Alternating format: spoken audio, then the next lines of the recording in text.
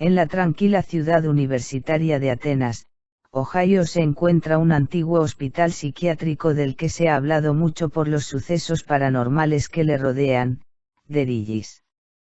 Originalmente llamado el Asilo de Atenas para enfermos mentales, abrió sus puertas un 9 de enero de 1874, después de 6 años de obras, en los terrenos que el gobierno estatal había comprado a la familia Coates. Constaba de grandiosos edificios rodeados de jardines con majestuosos parques, estanques y fuentes. La teoría era que la salud de los pacientes podría mejorar, si estaban rodeados de un bello escenario. Durante su funcionamiento, el hospital proporcionaba servicios a una gran variedad de pacientes, incluyendo los veteranos de la guerra civil, los niños, y criminales violentos que sufrían de diferentes discapacidades mentales. Tenía 544 habitaciones para los pacientes. Cuando se inauguró albergó alrededor de 200, de los cuales los más tranquilos participaban de actividades recreativas como paseos en bote, pintura, bailes y comidas campestres. Los enfermeros eran formados en el Hospital Estatal de Atenas y la escuela de enfermería que había en el interior del asilo porque así vivían allí y podían ocuparse de los enfermos que allí residían.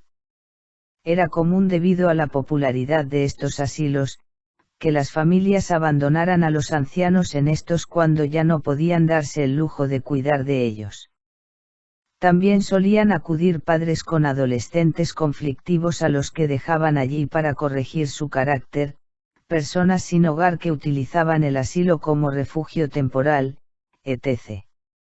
La población del asilo de Atenas se disparó de 200 a casi 2000 pacientes en el año 1900. El hacinamiento llevó a la distribución de las habitaciones de los pacientes y una disminución severa en la calidad del tratamiento, por un personal que apenas había aumentado desde 1874. Una enfermera era a veces responsable de hasta 50 pacientes, que solían dormir en literas en habitaciones que antes eran de una sola persona. Los más crueles tratamientos se daban a estos pacientes. Eran sumergidos en agua helada durante largos periodos de tiempo en donde se les administraban descargas eléctricas, se les practicaban lobotomías en donde los pacientes aparecían con el cráneo abierto y sus vías neuronales separadas a la mitad del cerebro. Lo último en tratamientos fue la lobotomía transorbital desarrollada por el Dr. Walter J. Freeman en la década de 1950. A través del conducto lagrimal el Dr. Freeman insertaba un punzón de fino metal con ayuda de un martillo para romper los receptores neuronales en el cerebro. El paciente solía tener unos efectos secundarios horribles, a veces quedaba en estado catatónico y en el mejor de los casos moría. El 1 de diciembre de 1978, una paciente llamada Margaret Chilling desapareció de una de las salas de terapia. El 12 de enero de 1979, un mes y medio después encontraron su cuerpo en el piso superior del abandonado pabellón número 20. Esta zona se había utilizado para los pacientes con enfermedades infecciosas y llevaba cerrado varios años.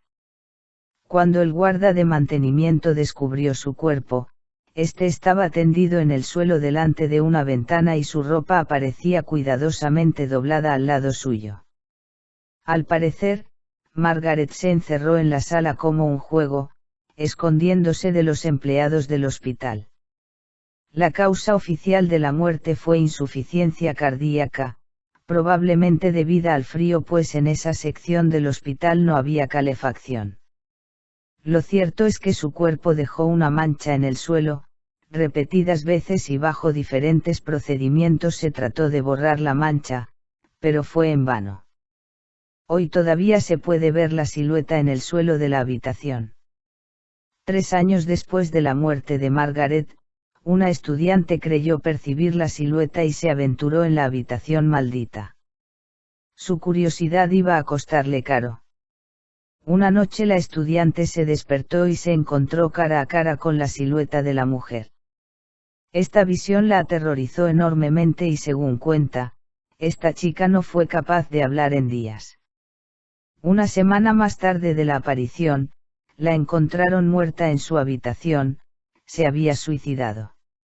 Leyenda o no, lo cierto es que la habitación en la que murió Margaret y en la que aparece su silueta está cerrada a cal y canto y no se puede acceder a ella.